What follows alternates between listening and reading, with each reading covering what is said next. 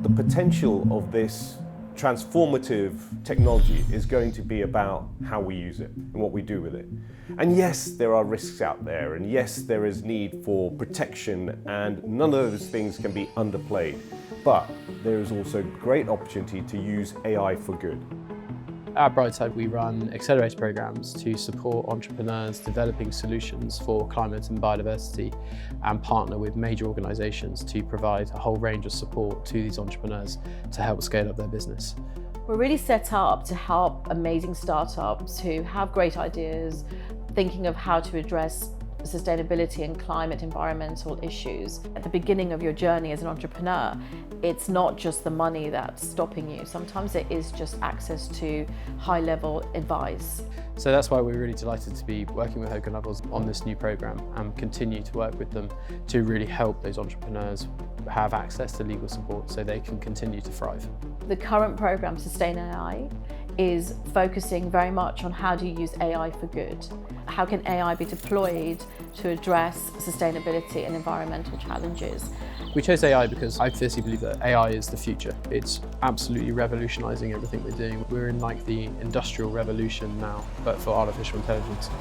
It's been wonderful to meet some of the ventures on the programme who are using AI in the most innovative ways, including how do you monitor biodiversity, how do you detect forest fires.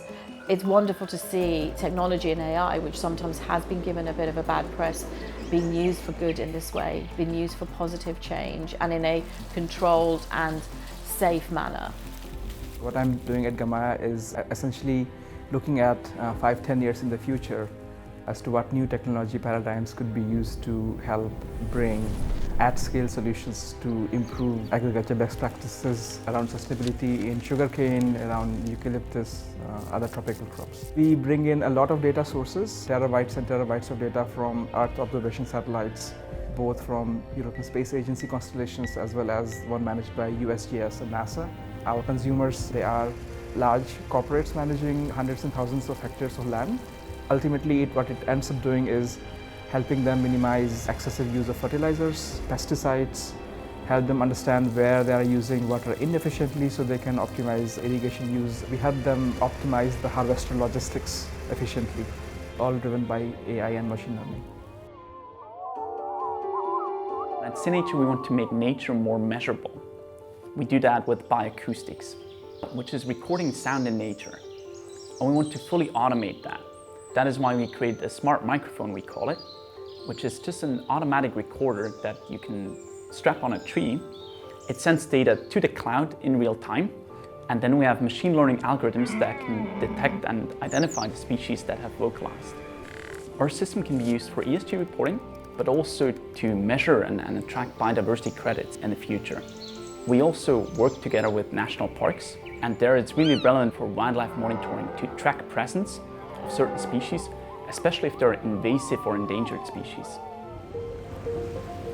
We create underwater wildlife detection systems, mainly for use on monitoring offshore renewable energy devices. Usually these are emerging technologies where there's a big sort of question mark over the environmental impact of putting these devices in the water.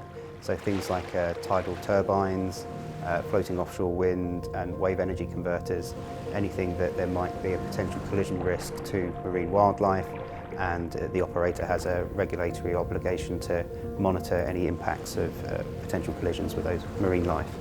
We use artificial intelligence and machine learning to identify objects, and we specialise in the use of underwater imaging data. We can then apply our machine learning algorithms to identify and detect different species or types of organisms that might be interacting with these offshore renewable energy devices.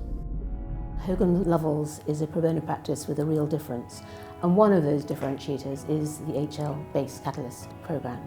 These organisations are stretched in terms of human resource. They do not have many staff, they don't have much money, and therefore they need very simple and targeted advice that is practical for them to follow.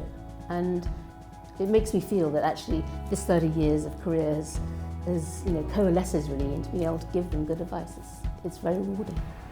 We wanted to develop a program so we can focus on the positive aspects of AI and how AI can help us reach a more sustainable climate, a more sustainable biodiversity future, and how we can really help support those innovators that are developing AI solutions for good. Let's see if we can navigate how we use this amazing technology, whether it's around improving air quality, looking after our oceans, helping us use energy better, having less impact, or even, dare I say, being regenerative.